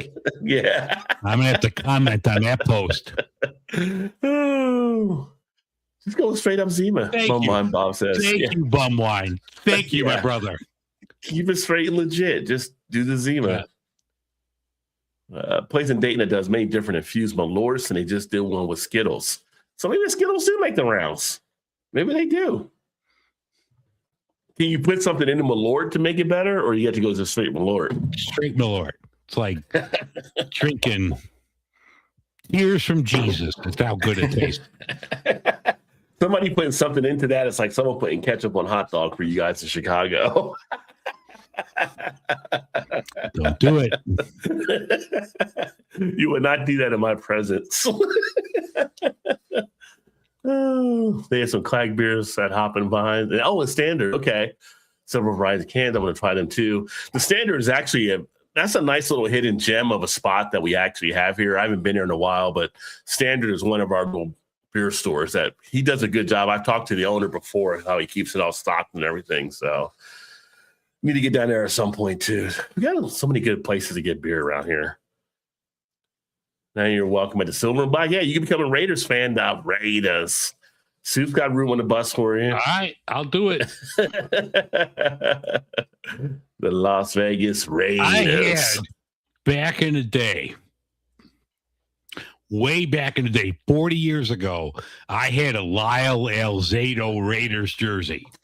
Alzado. Nice. Yeah. That dude was a beast. In the 70s, who was your favorite Raider? Was it like Lyle Alzado? Were you a Stabler? In the 70s, it probably was Stabler or like Cliff Branch, They had so many great guys back in the 70s. You had, Bolitnikoff, Stabler. Freddie. Yeah. But like I was always like a Cliff Branch, Kenny Stabler guy. And like there's like this meme out there. Kenny Stabler's like 36 and looks like he's dead. And then they showed like Tom Brady at 45, winning Super Bowls. And I'm like, yeah, we lived better back in the day. Yeah. Sue says, he's already a Raider. One nation. Yeah. Back in the 70s, my guy was Lester Hayes. Oh, Lester Hayes. Lester Hayes was my dude back in the day. And Jack Tatum. Jack Tatum was also Tatum. He would take somebody's head off on the hits he would put on people. The assassin, yeah. But Cliff Branch, you're right. And Fred Blitkoff, Stabler, had it not been for the miraculous reception, they would have went to the Super Bowl instead of Pittsburgh that year. And of course, this Madden was just the ultimate coaching personality. And they had so many great characters, like Ted Howie Hendrickson. Long. Howie Long was a great guy. Ted Hendricks, historic, yeah. Howie Long, Howie Long was. And Al Davis himself. Al Davis is such a character himself. Like he was just like, you're not going to feed me that shit, and I'm not going to take it type of guy. He was just like, he stood up for what he wanted to stand up for, and the league hated him for it, but he called stuff out. You know, and they signed Mike Haynes from the Patriots, so they had Lester Hayes and Mike Haynes for a while, and you couldn't throw the ball. you couldn't throw the ball deep against the Raiders because, like, you had Hayes and Haynes. Well, My God. You got Haynes and Hayes on the corners, right? Yeah. So you're gonna throw it across the middle, and your tight end is like, not with Jack Tatum standing there. I'm not going across the middle. You need to give me an out. Otis Sistrunk, Gene Upshaw. Oh, Gene Upshaw. Yeah. I mean, the Raiders. I mean, even that. Who was that slow, dopey white guy at running back? Mark Van Egan. But he was always like, he would just get you through. Yeah. I mean, the Raiders got robbed some games back then. I mean, they should have. Yeah. They're one of those teams you look at, it's timing, right? But they could have easily had more Super Bowls. Dave Casper. Earlier. Oh, man. Who was Dave Casper? Was he the galloping ghost or something? Ghost to the post. Yeah. Yeah. Dave Casper, yeah. I think he was 87, I believe, was his number back in the day. Yeah. He might have been, yeah. Yeah, but the games between the Raiders and the Steelers back then. Ooh. Oh, God, yeah. Yeah, that was some battling for sure. They don't play football like that anymore. It's so funny now. Just, in the 90s, we used to have the hardest hit VHS tapes and stuff they would always do, like NFL films, like the hits that year. And nowadays, you can't even do that because of everything. It's just the whole safety type thing, I guess, but it's totally different. 10, 11 years ago, like ESPN would have Jacked Up. He got jacked up, and now you couldn't even do that anymore. Right. Yeah. They're trying to bring it down but it's football. Football is going to be what it is. But I mean, watching some of those games like then, guys like, Ed Reed, Ray Lewis that are Ravens, like Ed Reed. I mean, both guys, but Ed Reed was my guy. Like Ed Reed was like shit. He was the best. When Ed came in, Ed was like a throwback to some of the other guys that were ahead of him. He was a throwback to like a John Lynch or, Rodney Harrison. And, he just played it. But he was just that much more, a little bit higher than what they were. But he would just read that field, and he would know how to hit you and stuff. And he would get in there and break the plays up. And, you have him, and then you have Ray in front of you. And then you have like a Syracuse on the line. Yeah. And it's just like, then you get a Terrell Suggs that comes in. And it's just like, again, they're a team that like you feel like they should have won more than they actually did. But football, guy's football. Like, he was even on the Bears for a year. But, we talk about Bears, Sam Adams. Sam Adams was a defensive tackle that was a beast. Yeah. What was he, like 350 or something back then? Which was just Sam Adams was grown man strength right there. Trying to move him out the middle. And there was another one that was a big dude too. Syracuse Adams. It was who was the other big? There was another big boy in another team. I can't remember who it was. Gilbert Brown.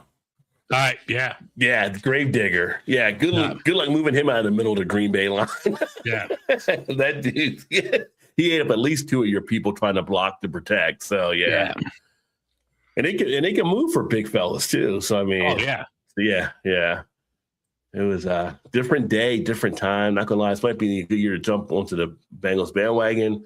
Loaded up to keep Burrow. Well, they needed to. They should have loaded up for Burrow years ago.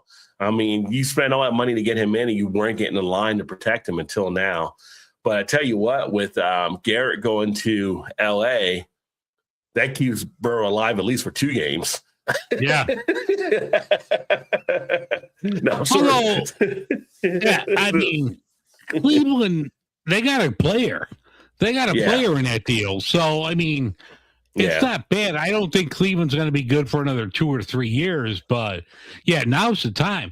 I might need to be a Bengals fan. Like the uniforms are similar, the black and orange.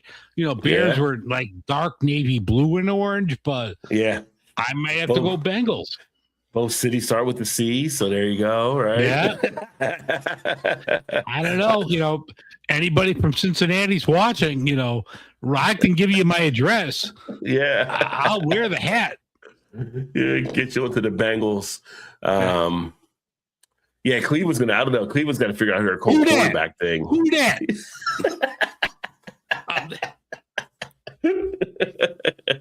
No, but see now you can get JT riled up because who dat is New Orleans.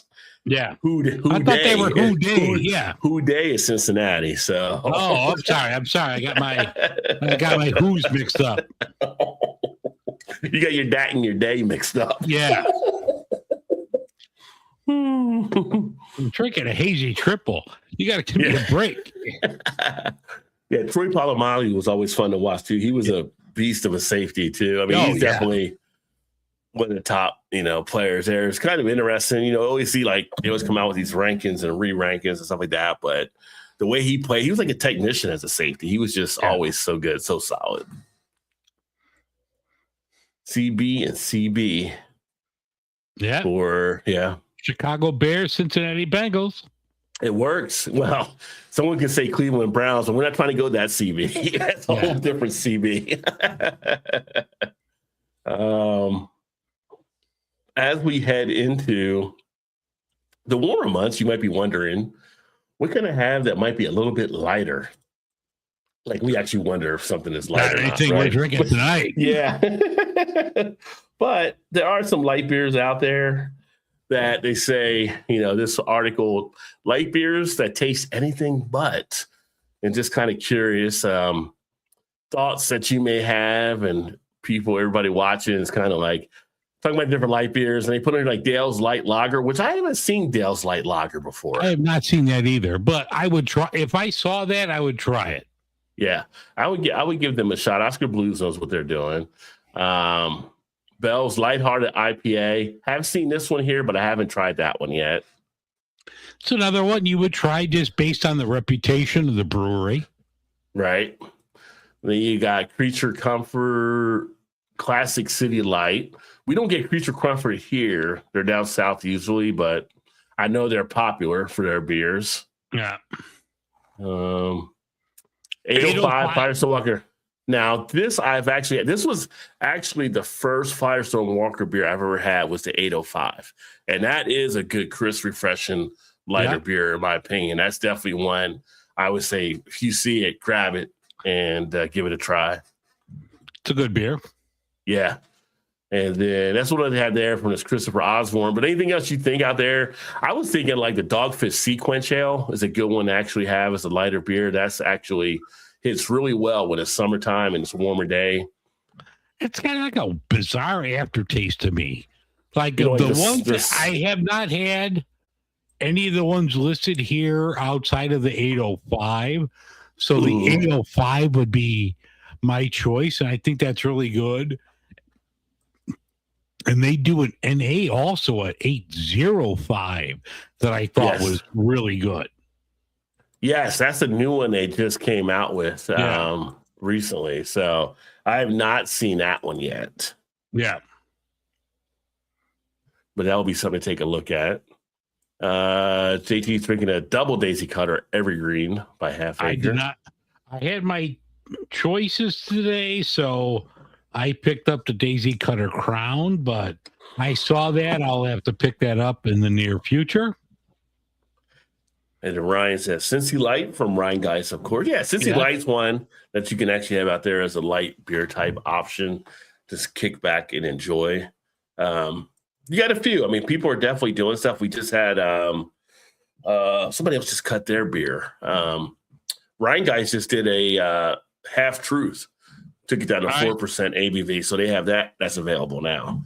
So we're seeing some lighter type versions of stuff coming out as you get into the month. So a lot of times, it doesn't be like one of those, the macro lights, whatever. But if that's your thing, that's your thing. No big deal. But there's definitely some craft breweries that are catering now with some good alternatives. And then the last news story that I had was actually one which deals with a brewery, but then deals with THC. So this is how crazy just things are, right? So 50 West Brewing here in Cincinnati, they got into the THC market with the sunflower. Ohio being Ohio, with the governor that blocked it in the legislature not doing anything to veto them, they can't sell it in Ohio. So they're taking it outside the state. So now sunflower drinks will be made available in other states. They were able to get distribution. It'll be actually going to Indiana, Illinois, Michigan, Pennsylvania, and Kentucky. So if you're in one of those areas and you want to try their THC drink, which I can tell you up here, definitely got positive responses. People do enjoy them. Those are some of the states you'll see those in right now.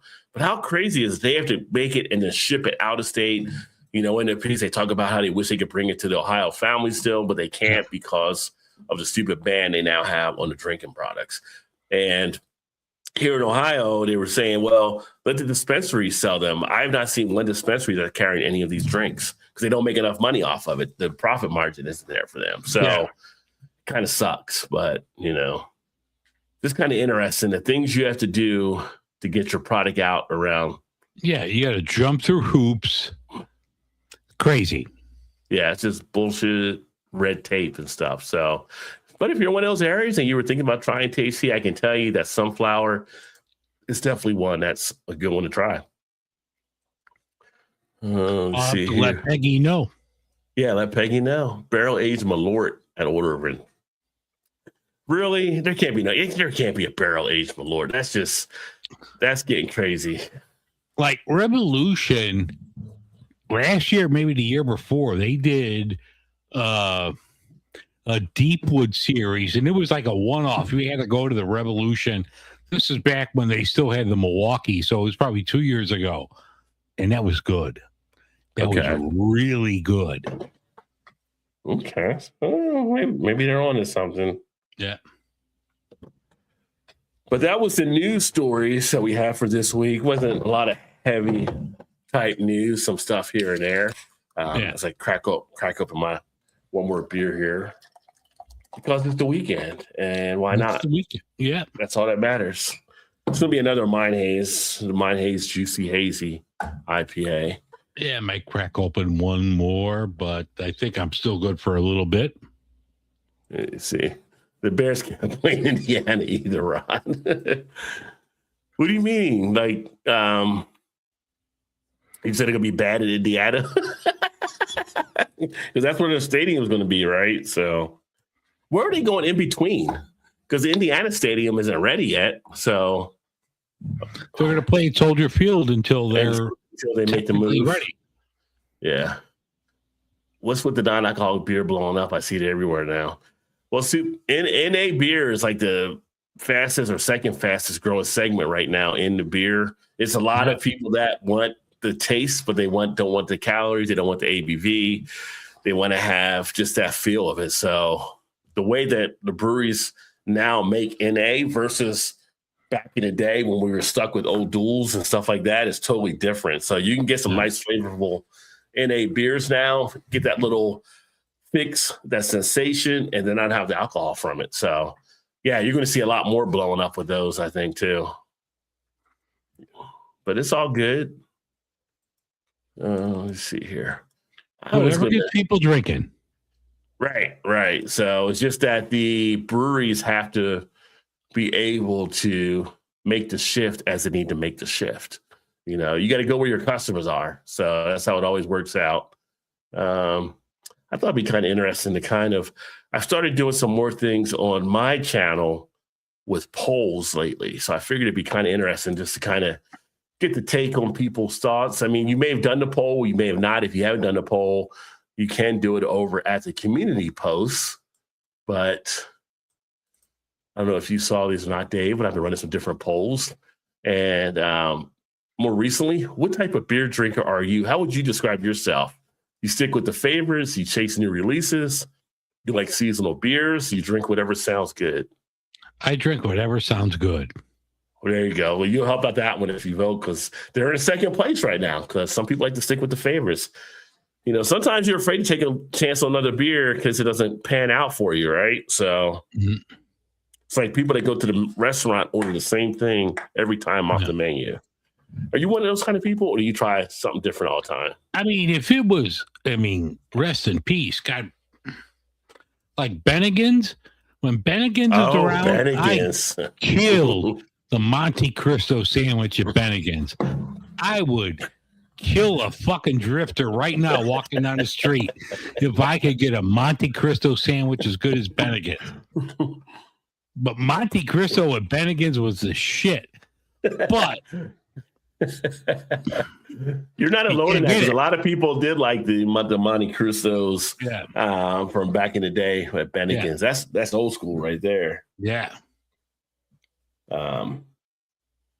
So right now out there on the poll, I stick with favorites as leading. I'm with you. I would choose. I drink whatever sounds good myself, but I can't vote in them. I can just put them up there. But what makes you return to a brewery? Great beer, good service, atmosphere, food, events, and overwhelmingly people say great beer. But if it's just great beer, like if you're getting bad service, would you still go because the beer is great? Like, how would that play into stuff? It's got to be. It's a mixture of all four, but ultimately, if you could only choose one, it's great beer. I mean, if the place has great service but the beer is mediocre, I'm sorry, I don't want to like have somebody like smile at me and give me a bad beer. Mm-hmm.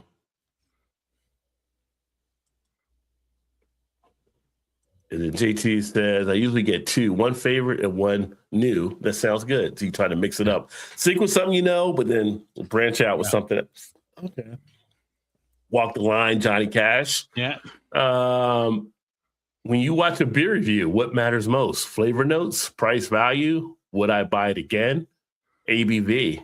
Overwhelmingly, flavor notes is what people like to see. Your thoughts? I trust my judgment. I don't like. Everybody's different. What I like may not be what you like, and vice versa. So I don't really look at beer reviews when I'm looking to pick something up new. Okay. Well, if you're watching one now, is what matters most. Yeah. Is there anything that catches your eye on it that you like to look for? I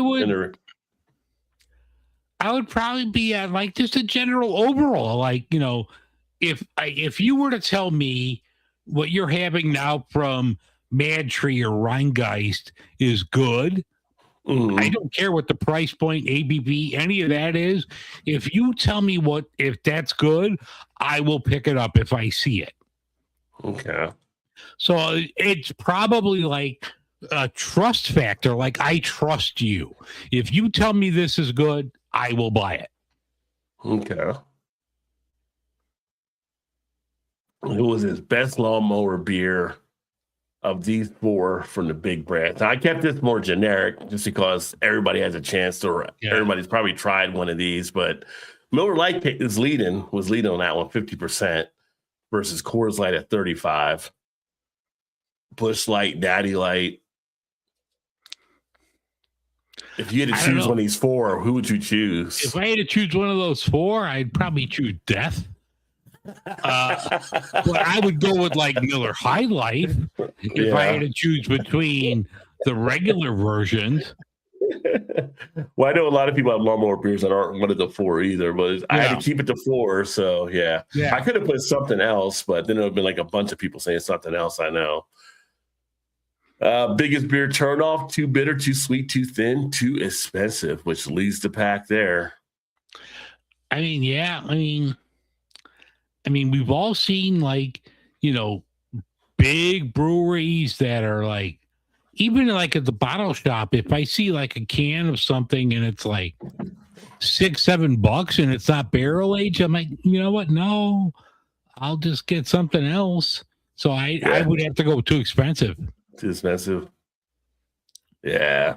It's the economy and stuff we're in right now. So I can definitely see where that hits a lot of folks and kind of what we talked about earlier. 12% ABV beers, enjoyable or too much? Love them, too much, spend. Special occasion only, depends on balance. But I love them myself, but love them is actually winning that one there. Yeah. I mean, I love them, but I mean, you're not going to love them on a Tuesday night. I mean, if you are, yourself. Man, speak for yourself. Yeah, but probably like more of a weekend, like a Friday, Saturday beer. If you have to work the next morning, I mean, I love them. Don't get me wrong. I would drink one every day if I was retired. Okay. Or if the liver can keep handling it. Yeah. Uh-oh, Dave, prepare yourself. Big Daddy says there's still a Bennigan's in West Dundee and they market their classic Monte Cristo. Fuck. I don't know how far that is from you, but you might want to put that down as on the map. I got to load up my iPass and see if that'll get me to West Dundee. But no, the Bennigan's Monte Cristo is the shit. Yeah. With that raspberry jelly that you would dip it in. My God, it was so good. Yeah, Monte Cristo was always a popular favorite there. And I've tried to make it at home, and it was just ugly. It was not good. It was just shit all over the place. But a Monte Cristo sandwich, like the Bennigan's one, that was the best. Yeah. Yeah, we went to Red Lobster for the first time a couple weeks ago because we were in that part of town. I had been at Red Lobster since the 90s. And it was all right. They're kind of bringing it back. I ended up getting one of their boils, and she got one of the little feast type things. Neither of us finished all the stuff anyway, but it was kind of like the cheddar biscuits were still there. Cheddar biscuits were still decent, but they're smaller now. They're definitely smaller. So, they've been selling the cheddar biscuits at the grocery store and everything else for like 10 years. So I don't know. Does that cannibalize? Like, that would be like the only reason I would have gone to a Red Lobster. Yeah. But if I could make this shit at home, why am I going to see you? But is it the same that you get from the store as actually being there, right? Like I've never bought it from the store, so I don't know if it's the same experience. It's like Coke. McDonald's has the special formula Coke. You can't get that Coke anywhere else, but you go to McDonald's. Yeah. Yeah. I don't know. I mean, I can make the biscuits at home. I'm not a big lobster person. Yeah, I don't know. I mean, okay. Yeah, maybe I'll try that sometime. See how they turn out. Yeah, I'm a big fan of the old. I don't know if you got O'Charlie's there, but I'm a big fan of their rolls and also Texas Roadhouse in their bread. Texas Roadhouse and that bourbon butter, it's just like crack. Definitely hooks you in. What makes you buy a beer you never tried? The brewery reputation, the beer style, the can artwork, a recommendation? Probably brewery reputation first. Yeah. Beer style seems to be winning out right now, but brewery reputation is second there. Yeah. I think if you know the brewery, you probably might lean that way. If you know the style, you might lean that way. Yeah. Then I had one for as we get into the summer. Which of these four fits you most as a go-to for summer beer? A wheat beer, a Pilsner, a fruited sour, a session IPA. Pilsner is clearly running away with it. So, I should have. Now, I will say something like a Colt would be also something good there, too. But see, with the wheat beer, I think what some people don't realize, like a Hefeweizen, that's a wheat beer. Yeah. So Hefeweizens are also good for the summer as well. Yeah. Then I did a thing with the 4 IPAs. Which one of these are you choosing? West Coast, hazy, cold, or black? Black. Yeah. Yeah, hazy's winning now. Hazy was up there. West Coast was second. And then black and cold were actually tied for third I would there. probably, if I had to rank these, it would be black, West Coast, hazy, and cold. Okay. Yeah, I have a black IPA review coming up from Sam Adams here too, and it was pretty decent. But but I didn't put the Brute. I don't even know if they make Brute IPA still, but that was probably one of the IPA favorites. That was like a new Coke type thing. Like, why are you even messing around with this strategy? Just now, I liked it when it was IPL. Yeah. Well, not that, but cold IPA, IPL. But the Brute, I'm not much of a champagne person, so. With the Brute, you have more of the effervescent type thing. They're doing it, and they were using the champagne yeast. So I'm like, not really one of my best one. Let's see here. Texas Roadhouse is cracked. Yeah, that butter, when you get that butter and it melts into that Texas Roadhouse, he's like, you can just sit there eating the bread the whole time. Like, tell them to put the steak in the to-go box. Yeah. throwing the brown bread. Oh, Cheesecake Factory, yeah, named all the great restaurant breads. You know what's funny? We got DoorDash tonight with Cheesecake Factory, which I have red velvet cheesecake in the fridge. Yeah. But I didn't even want the bread tonight for I don't know. Cheesecake Factory bread, I'm kind of like, it's when I get it, there's times I really enjoy it, and there's sometimes I just skip it. But yeah. So I'm going to tell you a Cheesecake Factory story. So I met my wife on back in the, I don't even know if it's still around, OkCupid. My wife and I met on online dating. So I was perusing OkCupid, and my wife's profile picture, I don't know if it was Alcatraz or a prison, and she had a Cheesecake Factory bag in her hand. And I'm like, oh, she's cute. I'm going to talk to her. So my response to my wife, who I did not know at the time, was like, you must have been a model prisoner to get Cheesecake Factory in the joint. Ruby, my wife, was ready to drop off online dating that night. She was like, I'm tired of this online dating bullshit, which it is all bullshit. But she was like, oh, that's kind of a funny one-liner. Yeah, that was a good one. To him, and here we are 10 years later. There you go. There you go. Cheesecake Factory bringing you two together. Cheesecake Factory brought us together. Yeah. And look at this. Ryan says, I met my wife on OkCupid too. And then JT says, Liz and I also met on OkCupid 13 years ago. So OkCupid, that's something going. Yeah. I don't know if they're still doing it or not, but seemed like you guys had some success. I don't know why they wouldn't be. Yep. Beer style for sure. I'm a sucker for dark lagers. Yeah. Well, I'm just saying if it's a smoked beer, a Rouse beer, or they're saying a beer was, I'm on board to try it. You know, so that's why I might have to do the tree beer, because the tree beer has some smoky quality to it. Yeah. Damn that 250-year-old tree! I'm still going to try it. Yeah. So yeah. Wish we still had some Quincy's big yeast rolls. Right? I never heard of Quincy's before. There might be one down south there. I've heard of them, but I don't recall ever having them. Yeah. But I'm a big fan of a big yeast, as long as it's not like that vaginal yeast like we talked about before. I'm all in on that. That could make some good bread. You don't know. Yeah.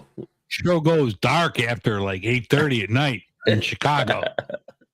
Oh, I know they sold the Texas Roadhouse butter in small tubs at Meyer now. Okay. That's good to know. That's good to know. Yeah. I said bourbon. Maybe it's a cinnamon butter they have. Might be a cinnamon butter, but it's good, whatever it is. And my wife also had going to delete her account before reading my message, Ryan says. So, yeah, you guys are getting them right at the end of it, just about. Yeah. Yeah, I was like fucking Rico Suave at the end. I got my last little zinger, and she was like, oh, this is my fat ass guy right here. You're like on YouTube. Don't scroll. Yeah. Yes, Rouse Beer is a dark lager as well. Yeah, honey cinnamon butter. So I was thinking of bourbon butter because we have a place and it's called Ryan, you know what I'm talking about, down by the Party Source. It's like a Colorado type restaurant, but they have a bourbon butter ribeye that is just melts in your mouth when you actually have it. And they've actually got some pretty good rolls there too. I'm trying to think what the place is called though. The cinnamon, and they sell the rolls and butter at the grocery stores around here. Oh, there you go. Cinnamon and butter. Yeah. I'm a fan, you know. Don't have to tell me twice. Yeah, sign me up for that. He's gonna say, I go by my name. Is it Rod? Is it RJ? Is it Rod J? You call me what you want. Just don't call me late for dinner. Yeah. Whoever that rolls for, it's for me. Yeah. Yeah. So, but no, cool. Well, I mean, that's all the beer news and stuff we had. Kind of just some stuff there. So, for those of you that are interested in doing some of the polls, keep an eye on the channel. I'll be putting new polls up pretty frequently, and I'd like to see what your guys' thoughts stuff are as I compile some things together there. Thinking about, yes, Buckhead. It's Buckhead. I don't know if you have any up there where you're at, Dave, but it's basically set like a Colorado type place or location, and they've got the bourbon butter ribeye just melts. Nice. And they've got about like 20 taps in there too. So it's a nice little spot on the Ohio River that we have here. I was thinking about Buckhead and going back to talking about Ray Lewis. I don't want to go there. Why? Whatever with Ray Lewis. Was that That when was happened? back in like with all this bullshit in the Super Bowl? Yeah. Was that in a Buckhead? Yeah, I thought that was Buckhead. Yeah. Oh, might have been. Oh, maybe it was Buckhead. Was it in Atlanta? Yeah. Okay, so Buckhead's a part of Atlanta then. So that's probably where it was. It happened at one of the Buckhead things. Yeah. But well, you know. Nobody really knows, I guess. Or those that know ain't saying nothing or they can't say anything. Like, you gonna argue with Ray? No, you go argue with Ray. Yeah. I ain't arguing with him. Yeah. It's like Mike Tyson. Like, you go tell Mike he's wrong. Yeah, you're free, son. Yeah, my bad. I remember back in the 80s and 90s, they described Mike Tyson like the Rottweiler off a chain. Like, you just don't get in his way. Just let him do what he does. The kids today, they see a Mike Tyson. He wasn't as friendly as he is now as he was back then. No. I mean, he was just a beast. I like going back and watching some of the Mike Tyson fights from back then and just the knockouts and the things that happened. Yeah, he was a freaking terror. But that being said, anything else you want to add here for this evening? No, I'm going to record it tomorrow, put it out Monday. I'm doing a special show, no beer reviews, nothing. I'm going to do all about like how GLP-1 drugs are impacting the beverage and food industry. Really good. I got really good data on this. So I definitely think it's going to be a big change in the beer and food industry. So take a look out for that. Yeah, it's definitely making an impact right now.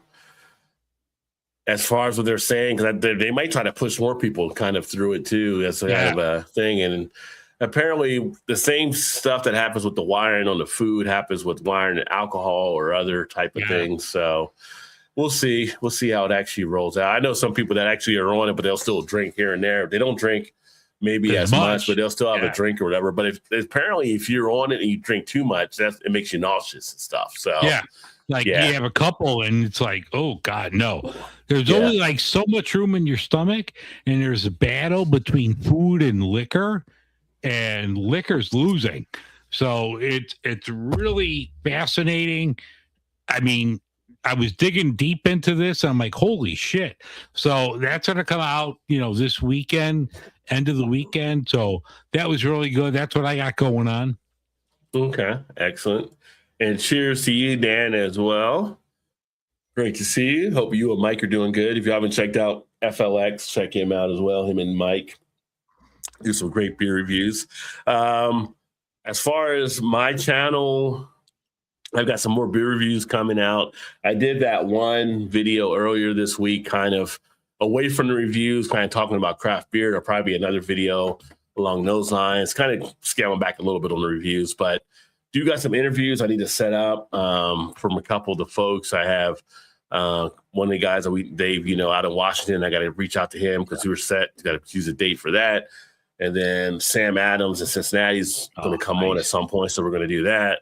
And then a few other things. And so I'll have some stuff upcoming. I'm going to try, depending what may happen, a couple weeks I'll be out in Denver for work, but also I have some time to myself, and I'm already set to probably go buy Brews Beers. And if I can do some video from out there, I'll try to share some stuff out there as well. But they're a Belgian brewery guy. I can't be in Denver and not visit a brewery. Yeah, you got to go see Ryan and Charlie over at Brews. I mean, two of my favorite people in the beer world.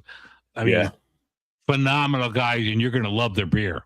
Yeah. So I spoke with Ryan, and we're getting something set up to come out there and enjoy that. So going to bring the camera and stuff with me, and hopefully we'll do some interview and enjoy some things that I can kind of share back.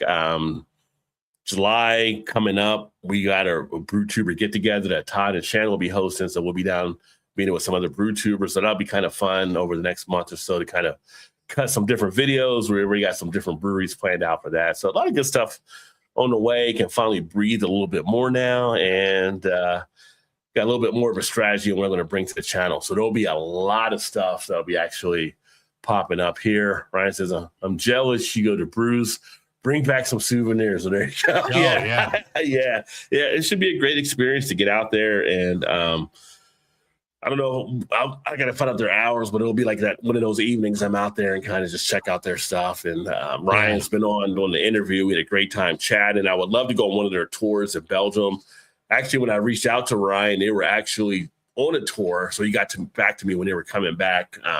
So they had just recently done one when they take people over to Belgium and give them a whole experience. So that would be something bomb to do for sure. So no, I mean, Ryan, Charlie, everybody at Brews is like top shelf. You're gonna love Brews beers. Yeah, because you've been there already when you were out there before. So that'd be nice. And finally, I can cross Denver off my bucket list while I'm out there too. Hopefully not the last time, because I would love to get back out there for the Great American Beer Fest as well. So that's something else on the agenda. But no, good things to still come here. Thanks for everybody that tuned in. Keep tuning in and keep connecting. And that's pretty much all I got, I guess, for tonight. Right. So great being back. We'll be back in 2 weeks with the next show. Yeah, we'll see you in 2 weeks. And I think the doctor says I can't drink liquor for a couple days before the surgery, but those are guidelines. It's not like etched in stone. It's not like fucking Moses tamping the shit in stone. So I'll be good for next 2 weeks. Yeah, that's kind of like, is it like written there? Like, well, we suggest. Oh, you suggest. Okay, so it's not definite, right? So okay, so we're good. I suggest a lot of shit in life. Yeah. And I'm surprised when people do it. Yeah. Thank you, Soup. Hey, Soup, if you're around, I might jump over on Arc Raiders. Let me know if you're going to be up for a bit. So, Ryan, cheers as well. Unfortunately, Ryan, I won't be able to make it because Ryan's got their anniversary for their show and their channel coming up the same time I'm in Denver. They're going to be doing it at got it right here. Right here. Another brewery that's winning over the folks. Third Eye Brewing. They're going to be doing a thing out of Third Eye. So I won't be able to make it for that because I'll be in Denver that time when you're doing it. No, not Denver. I'll be in the YouTuber thing the weekend you're doing that there. But got get my calendar straight in my head. But anyway, if you haven't checked out Ryan and checked out Cincy Brewdash, make sure to check them out. Yeah, absolutely. Yeah, they're doing it July 11th at Third Eye in Sharonville, 4 to 8. I'm going to actually be down in Louisville. That's when we have the BrewTuber get together, and we'll be at the other breweries. But congrats to you guys for what you're doing there. And I might as well sign off. Otherwise, I'll keep babbling. That being said, we look forward to catching up with everybody in a couple of weeks. Y'all have a great rest of the weekend. Cheers. Thank you for tuning in. It's been a ride. Rod J and Daisy, we here with pride. Midwest beer talk as we glide. Catch us again. Don't let this vibe slide. Like and subscribe. It's the key. Rod J BeerVentures. Join our spree. Beer in front. We got the flow. Catch us live. The good times grow.